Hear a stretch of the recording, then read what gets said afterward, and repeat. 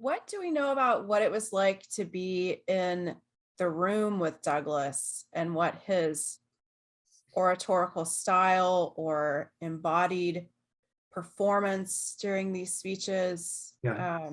Could you talk a little bit about that? Yes, good question. I wish I brought some quotations with me. In my book called The Lives of Frederick Douglass, I have some quotations. But people talked about how his speeches changed their lives, that he was brilliantly commanding, which is why some people thought he had never been a slave. Uh, William Lloyd Garrison, in the preface to the narrative, talks about how moved he was by Douglas as a speaker. Some people said he was a great mimic. He could be very funny. So one of the things he liked to mimic were slaveholders and kind of present them as buffoonish types. By the time of Douglas's death, he was basically known only as an orator because he was such a great orator in an age of oratory. And it wasn't until the 1960s and the civil rights movement, I mentioned a little of this last week, when the narrative was reproduced for the first time, when people started saying, hey, this guy could write too. So there's just a lot of testimony about how powerful he was as a speaker. I do think that, I think I saw in the comments in the chat that someone teaches the speech for rhetorical devices. And I think, that's one excellent way of teaching the speech. And but the rhetoric is for a purpose. And that's where it gets kind of can get a little bit dicey these days for teaching this particular speech. But yeah, there's repetition, there's rhetorical questions, what's the latest 4th of July? There is irony, as Douglas says. There's Douglas loves repetition, so there's a lot of repetition, and I'm sure there's a ton of other things that one could think about. Valerie McLaughlin asked if Douglas made money from the speeches. The answer is yes. He made very good money from the speeches, and from 1841 to 1845, he worked for William Lloyd Garrison on salary, and he got some money, but not all that much money.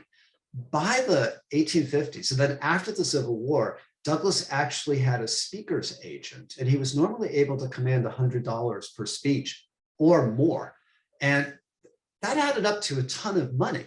And eventually he built a mansion on Cedar Hill in Washington, D.C., which you can visit. It's like a 30-room house on top of a hill looking down on Washington, D.C. That's how he made his money. He didn't make the money from his autobiographies. He made the money from the speeches. That's not why he gave the speeches, but it was something that he felt. And there was a part of Douglas that was kind of Ben Franklin-like. He was into capitalism and thought that capitalism could help Black people. In little ways, looks forward to Booker T. Washington, and was very, very excited that he could get paid for his work as a lecturer. And when he was in England in that 1845 to 1847 period, he brought out 2 editions of his autobiography, The Narrative, with an Irish publisher, and sold them at these meetings. He made a lot of money from doing that too. And I don't see all the questions. Let me see. I had a comment from Carrie who said that she pairs the speech with the Gettysburg Address and the Martin Luther King "I Have a Dream" speech. That would be great. That would be great. I would love to attend the class. The tones are so different. So it would allow students to see different kinds of things that are going on. Martin Luther King in the 1960s said that I look back to Douglas, and I think he discovered Douglas in part, rediscovered him in part through the republication of the narrative in 1961. I don't remember Martin Luther King has a dream. He's very optimistic. What I like about Douglas is he's usually very optimistic. In this short selection from What's the Slave is the 4th of July, it's much more, it's about condemning things that are going on, in a voice that sounds pretty angry to me. So it's a different sort of tone from MLK. Tiffany has asked if Douglas's speaking events were protested by pro-slavery supporters or if they were ignored by the pro-slavery. Yeah, so that's a good question. When Douglas spoke for Garrison in particular, 1841 to 1845, he was attacked. I mean, he was viciously attacked. He was injured in one of his talks. I think it might have been I think it was in Pennsylvania. So absolutely. 1841 to 1845 is a period where abolitionism is beginning to become popular. Abolitionists in the 1830s were seen as nuts, as fanatics. And so their speeches met a lot of resistance. When Douglas returned from England, I think the climate had changed, but there were still moments when he was attacked, when there were pro-slavery or just racist people that would come to the talks to harass him. And in addition to his writings, he was president of the Freedmen's Bank. The text I mentioned last time, Douglas's Life and Times of Frederick Douglass, I highly recommend it. It's 650 pages, which might strike you as long, but if you start with the Civil War, you get the whole story of Douglas after the Civil War, including when he became president of the Freedmen's Bank. And he was basically given a raw deal. That bank was not well funded. It was going under. And Douglas had to take some of the slack for the failure. And I mean, Black people lost a lot of money in that bank. So Douglas presents his side in Life and Times of Frederick Douglass. And that version that Douglas brought out has an index. So if you're interested in particular aspects of his life, you can, just check the index and see what Douglas has to say. We also had a comment about Garrison's intentions in the preface, if he was intending to be condescending. Samantha says that she thought that he was being genuine, which is a testament to how some white Americans viewed educated African Americans at the time. Right. I agree with that perspective. I think that Garrison was being genuine. I think Garrison is a totally committed abolitionist. And I believe that Frederick Douglass really liked and admired Garrison while he worked for him, okay? That's part one of my answer.